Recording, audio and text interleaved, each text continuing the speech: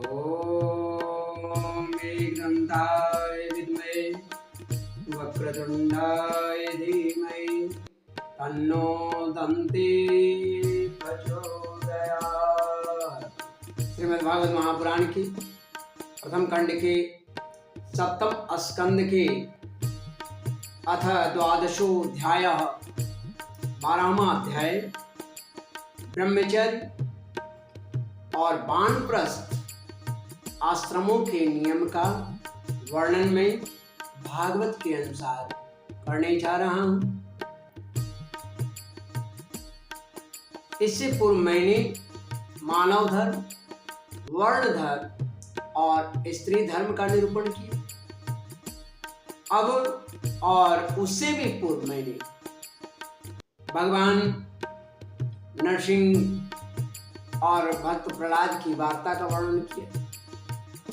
ब्रह्मा जी को श्री हरि ने जो निर्देश किया इसका वर्णन किया। अब आगे नारद जी और युधिष्ठिर महाराज का संवाद शुरू है। उधर सुखदेव जी परीक्षित को कह रहे हैं, तो इन नियमों को अब हम लोग जाने भागवत के अनुसार क्या हमें करना चाहिए, कैसे रहना चाहिए। इससे पूर्व मैं चाहूंगा भगवान को मैं समर्पण भाव से नमन करूं। नयस्य साक्षात् भव पद्मजादिभिः रूपं धियावस्तुतयोपवर्णितुम् मौनेन भक्त्योपशमेन पूजित प्रसीदता मे सात्वतां पति।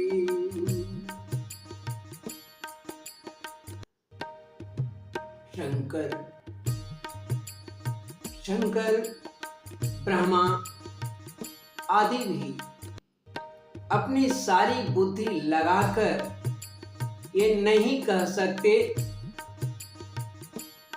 वे यह हैं। इस रूप में उनका वर्णन नहीं कर सकते। अर्थात जो ब्रह्मा और शंकर हैं वो भी ये पूर्ण रूप से नहीं कह सकते कि भगवान यही हैं। फिर हम और आप क्या हैं? हम और आप इसे कैसे कह सकते हैं? हम तो केवल मौन, भक्ति और संयम के द्वारा ही उनकी पूजा कर सकते हैं, पूजा करते हैं। केवल इतना ही भगवान से प्रार्थना है कि कृपया कर हमारी यह पूजा स्वीकार करके भक्त वत्सल भगवान हम पर प्रसन्न हो। भक्त वत्सल भगवान हम पर प्रसन्न हो, यही प्रभु से प्रार्थना है। जिसमें प्रभु की प्रसन्नता हो मैं वही कर्म करना चाहूंगा और आप सबसे भी यही प्रार्थना करूंगा कि आप भी यही करें। अब हम ब्रह्मचर्य के नियमों के बारे में भागवत के अनुसार आप सभी के सम्मुख रखता हूं। नियम जो आप चाहें निर्वाह करें, न चाहें आपके ऊपर, करने से आपका ही कल्याण होगा, प्रभु की प्रसन्नता होगी। और मैं क्या कर सकता हूँ? नारद जी ने कहा, ब्रह्मचारी गुरुकुले वसन्तान्तो वसन्तान्तो गुरोरिदम् आचरन् दासवन्नीचो गुरौ सुदृढ़ सौहृद। कहते हैं कि गुरुकुल में निवास करने वाला ब्रह्मचारी अपनी इंद्रियों को बस में रखकर दास के समान, सेवक के समान अपने को छोटा माने, गुरु से बड़ा बनने का प्रयास न करे। गुरुदेव के चरणों में सुदृढ़ अनुराग रखें, गुरु के चरणों में प्रेम रखें और उनके हित के कार्य को ही करें, उनके हित के कार्य ही करता रहे। सायंकाल और प्रातःकाल गुरु, अग्नि, सूर्य और श्रेष्ठ देवताओं की उपासना करें और मौन होकर, शांत होकर एकाग्रता से गायत्री मंत्र का जप करता हुआ दोनों समय का संध्या करें। ब्रह्मचारी की लक्षण हम आपको बतला रहे हैं। गुरुजी जब बुलावे तभी पूर्णतया अनुशासन में रहकर अपने उनसे वेदों का स्वाध्याय करें।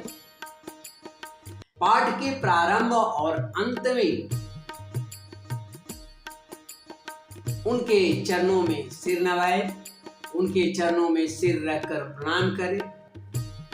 शास्त्र की आज्ञा के अनुसार मेखला, मृगचर्म, वस्त्र, जटा, दंड, कमंडलु, यज्ञोपवीत तथा हाथ में उषा धारण करें। सायंकाल और प्रातःकाल भिक्षा मांगकर लाए और उसे गुरुजी को ही समर्पित कर दें। जो गुरुजी दे उसे में वह संतोष करके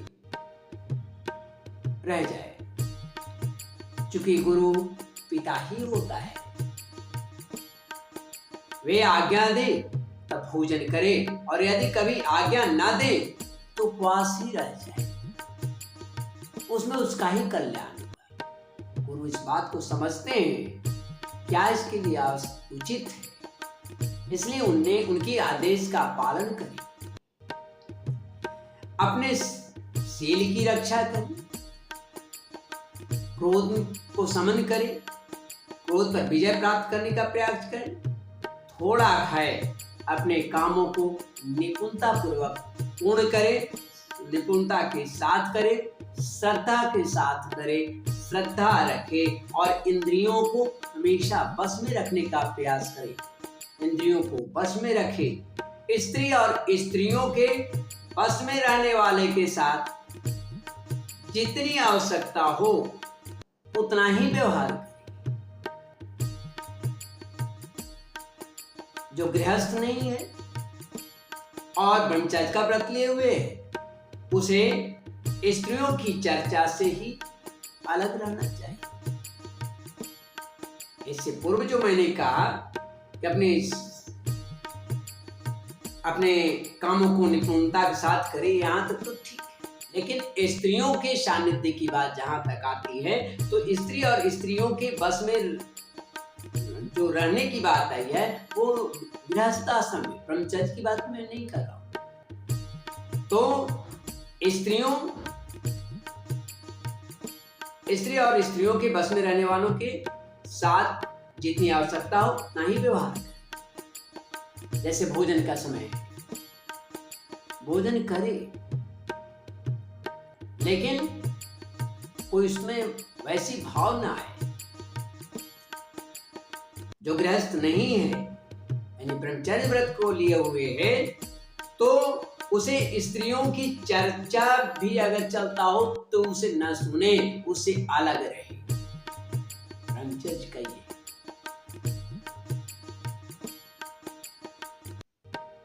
क्योंकि जैसा कि हम लोग सभी जानते हैं कि इंद्रियां हम लोग का बहुत बलवान है। स्वतः ही खींचाता चला जा खींच लेगा। वे ये जो है प्रयत्न पूर्वक बलपूर्वक साधन करने वाले के मन को क्षुब्ध कर देती, इसलिए इस पर अंकुश लगाया, हठ पूर्वक इसे रोके। युवक ब्रह्मचारी युवती गुरु पत्नियों से बाल सुलझवाना, शरीर मलवाना, स्नान करवाना, उपटन लगवाना, ये सभी जो कार्य हैं उनसे ना करवाए।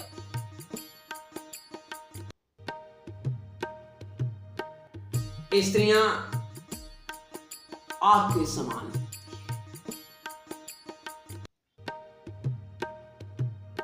सूरज के समान, जैसे गड्ढे में भरा हुआ जल सूरज की तेज रोशनी से जल को सुखा देता है। कहने का मतलब स्त्रियां आग के समान है और पुरुष घी के घड़े के समान। एकांत में तो कभी रहना ही नहीं चाहिए इन दोनों एक साथ। एकांत में तो अपनी कन्या के साथ भी, अपनी बहन बेटियों के साथ भी नहीं रहनी चाहिए, ऐसा कहा जाता है। जब वह एकांत में ना हो तब भी आवश्यकता के अनुसार ही उसके पास रहना चाहिए। जब तक यह जीव आत्म साक्षात्कार के द्वारा इन देह और इंद्रियों को प्रतीति मात्र निश्चय करके स्वतंत्र नहीं हो जाता, तब तक मैं पुरुष हूं और यह स्त्री है, यह द्वैत नहीं मिलता। जब तक साक्षात्कार नहीं होता है तब तक यह स्त्री है या पुरुष है इसका द्वैत नहीं मिटता है, इसका भ्रम नहीं मिटता है।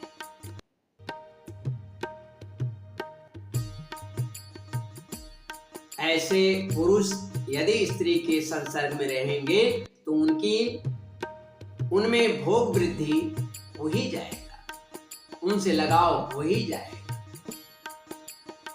ये सब शील रक्षादि गुण गृहस्थ के लिए और सन्यासी के लिए भी विहित है। केवल ब्रह्मचर्य का ही नहीं, ब्रह्मचारी के लिए ही नहीं, यूं उनके लिए भी है। किनसे यह दूरी बनाए रखे?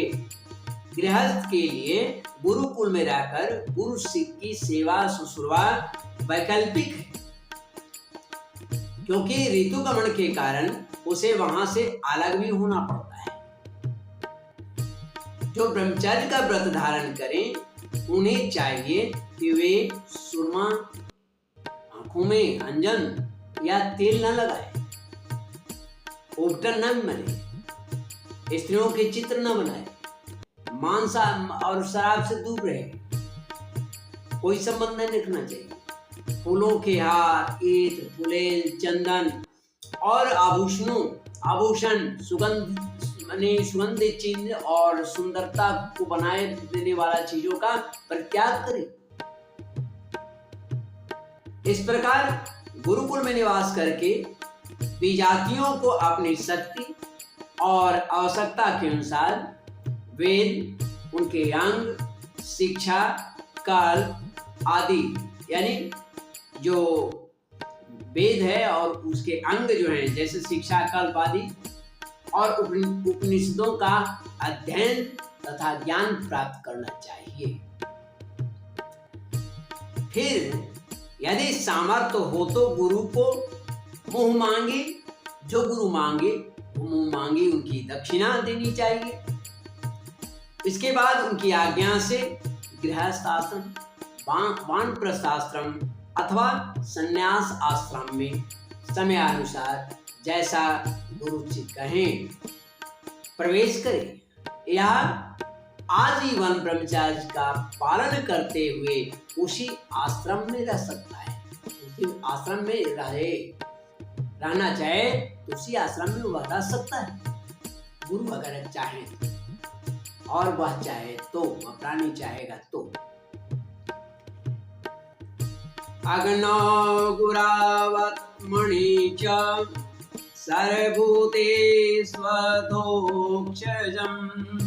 भूते स्वधाम विपश्येत् प्रविष्टं प्रविष्टवत्। यद्यपि भगवान स्वरूपतः सर्वत्र है, सभी जगह व्याप्त है, एक रस स्थित है, अतएव उनका कहीं प्रवेश और निषेध नहीं है, उनका निकलना और प्रवेश करना नहीं हो सकता, क्योंकि वह सर्वत्र है हवा की तरह। फिर भी अग्नि गुरु आत्मा और समस्त प्राणियों में अपने आश्रित जीवों के साथ वे विशेष रूप से भगवान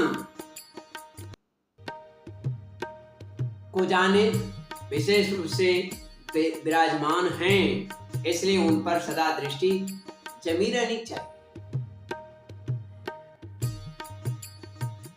इस प्रकार आचरण करने वाले ब्रह्मचारी, वानप्रस्थ और सन्यासी अथवा गृहस्थ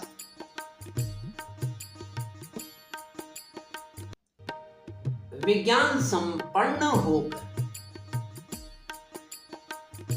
पर ब्रह्म तत्व का अनुभव प्राप्त कर सकता है,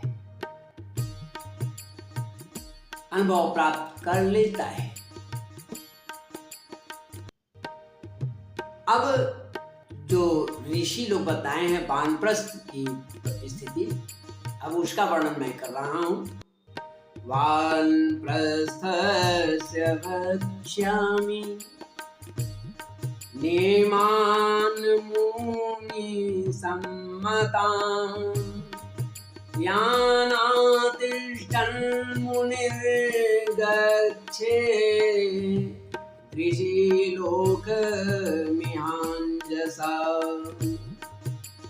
अब मैं ऋषियों के मत के अनुसार वानप्रस्थ आश्रम के नियम बतलाता हूँ।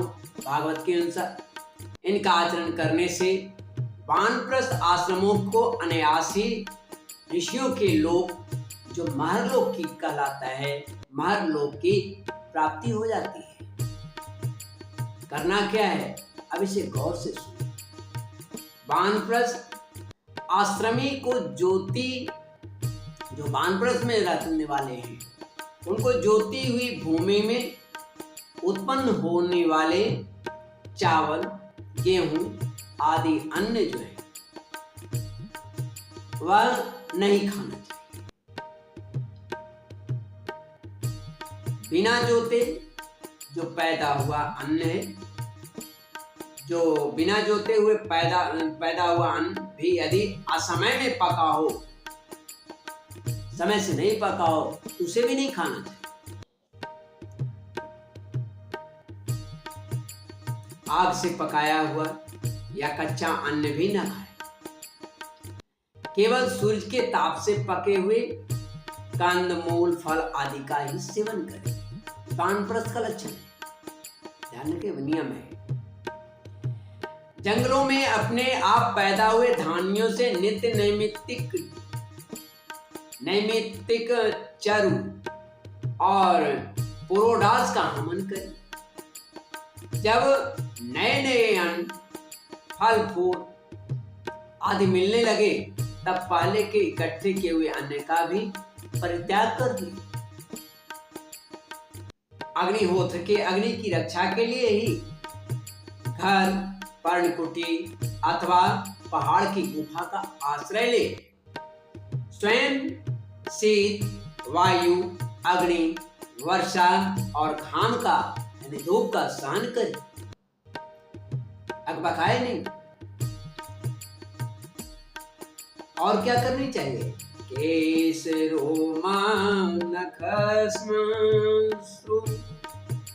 केस रोमा नखस्मश्रु मलानि जटाजूटम् जटिलो ददत कमंडल वजिने दंड वल्कलाग्नि परिच्छरान। सिर पर जटा धारण करे और केस, रोम, नख एवं दाढ़ी मूछ न कटवाए तथा मैल को भी शरीर से अलग न करे। कमंडलों, मृगचर, दंड, वल्कल, वस्त्र और अग्निहोत्र की सामग्रियों को अपने पास रखे। विचारमान पुरुष को चाहिए कि 12, 8, 4, 2 1 वर्ष तक वानप्रस्थ आश्रम के नियमों का पालन करें। एक बार ध्यान रहे कि कहीं अधिक तपस्या का क्लेश सहन करने से बुद्धि बिगड़ न जाए, इसलिए परिस्थिति के अनुसार ही कार्य करें। वानप्रस्थी पुरुष जब रोग अथवा बुढ़ापे के कारण अपने कर्म को नहीं कर पा रहा है, कर्म पूरे न कर सके और वेदांत विचार करने की भी जब उसमें सामर्थ्य न रहे, तब उसे अनशन आदि व्रत करने चाहिए। अनशन आदि व्रत को करनी चाहिए। अनशन के पूर्व ही वह अपने आहवनीय आदि अग्नियों को अपनी आत्मा में लीन कर ले।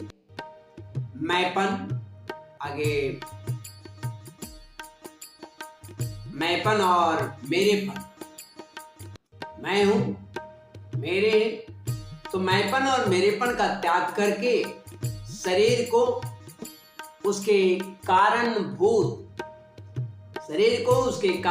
तत्वों में यथा योग्य भली भांति लीन करे।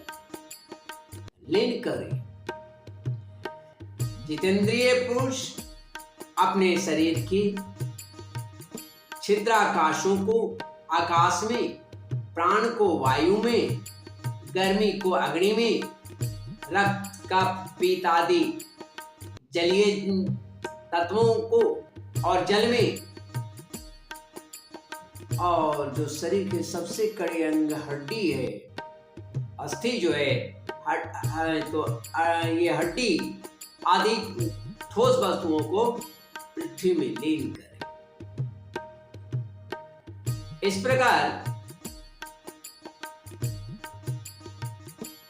प्रकार जो है वाणी और उसके कर्म भाषण को उसके अधिष्ठात्री देवता अग्नि में, हाथ और उसके द्वारा होने वाले कला कौशल को, इसके मालिक कौन है? हाथ और इंद्र। तो इंद्र में चरण और उसकी गति को काल स्वरूप, विष्णु में रति और उपस्थ को प्रजापति में, एवं पायु और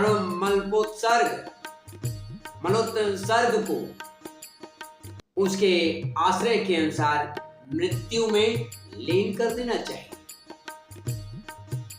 मृत्यु में लीन कर दे।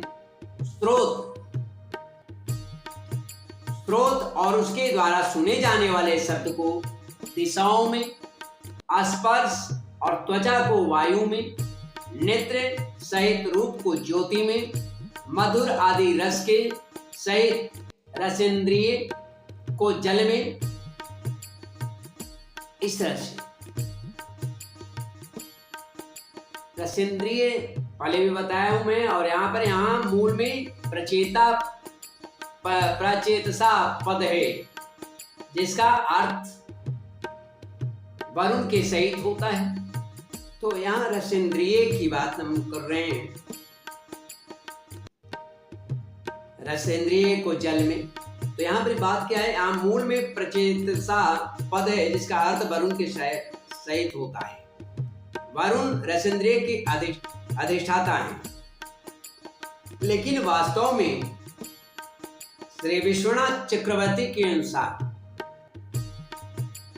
प्रचेतसा पद का प्रकृष्टं चेतो यत्र स प्रचेतो मधुरादि रसस्तेन, जिसकी ओर चित्त अधिक आकृष्ट होता है, जिसके ओर चित्त हमारा जल्दी भागता है, वह मधुरादि रस प्रचेतस है। प्रचेतस है उसके सहित इस विग्रह के अनुसार यह अर्थ सही माना गया है, सही माना गया, यही युक्ति युक्त मालूम भी होता है। खैर, तो यहाँ पर रसेंद्रिय को जल में बात आई है, तो कहते हैं नारद की युधिष्ठिर घ्राणेन्द्रिय एवं उसके द्वारा जो सूंघे जाने वाले, तो उनके द्वारा जो सूंघे जाने वाले जो गंध है, उस गंध को पृथ्वी में लीन कर देना चाहिए, है ना। मनोरथ के साथ मन को चंद्रमा में, समझ में आने वाले पदार्थों के सहित बुद्धि को ब्रह्मा में, तथा अहंता और ममता रूप क्रिया करने वाले अहंकार को उसके कर्मों के साथ रुद्र में लीन कर देनी चाहिए। इस प्रकार चेतना सहित चित्त को क्षेत्रज्ञ में, क्षेत्रज्ञ जीव, और गुणों के कारण विकारी गुणों के कारण विकारी से प्रतीत होने वाले जीव को परब्रह्म में लीन कर दे, परब्रह्म में लीन कर दे। साथ ही पृथ्वी का जल में, जल का अग्नि में, अग्नि का वायु में, वायु का आकाश में, आकाश का अहंकार में, अहंकार का महत्त्व में, महत्त्व का अव्यक्त में, और अव्यक्त का अविनाशी परमात्मा, अविनाशी परमात्मा में लय करते। इस प्रकार अविनाशी परमात्मा के रूप में अवशिष्ट जो चिद वस्तु है वह आत्मा है। क्या है वो? वह आत्मा है, वह मैं हूं, यह जानकर अद्वितीय भाव में स्थित हो जाए। जैसे अपने आश्रय काष्ठादि के भस्म हो जाने पर अग्नि शांत होकर अपने स्वरूप में स्थित हो जाता है, वैसे ही वह भी इससे उपरत हो जाए। इस प्रकार यहाँ पर मैंने ब्रह्मचर्य और वानप्रस्थ की नियमों का वर्णन हिंदी में किया। त्रुटियों के लिए क्षमा करेंगे। कुछ भागवत आसान नहीं है, कुछ जगह पर मुझे भी शोध करनी होगी, अपने से बड़े गुरुजनों को, जानकार से मुझे भी इसकी शिक्षा अच्छे ढंग से लेना होगा। फिर भी मैं भागवत में जो वर्णन है मैं उसके अनुसार आप तक ये प्रेषित किया हूँ। अच्छा लगे तो कमेंट करेंगे, बतलाएंगे, नहीं तो कोई बात नहीं। इस प्रकार श्रीमद् भागवत महापुराण की प्रथम खंड के सप्तम स्कंद के अथ द्वादशोऽध्याय मतलब 12वां अध्याय ब्रह्मचर्य और वानप्रस्थ आश्रमों के नियम का वर्णन यहाँ हिंदी में समाप्त होता है। त्रुटियों के लिए क्षमा करेंगे।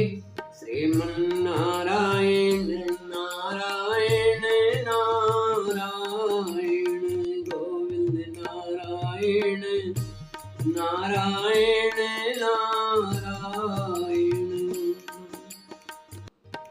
माधव नारायण नारायण नारायण श्रीमन्नारायण नारायण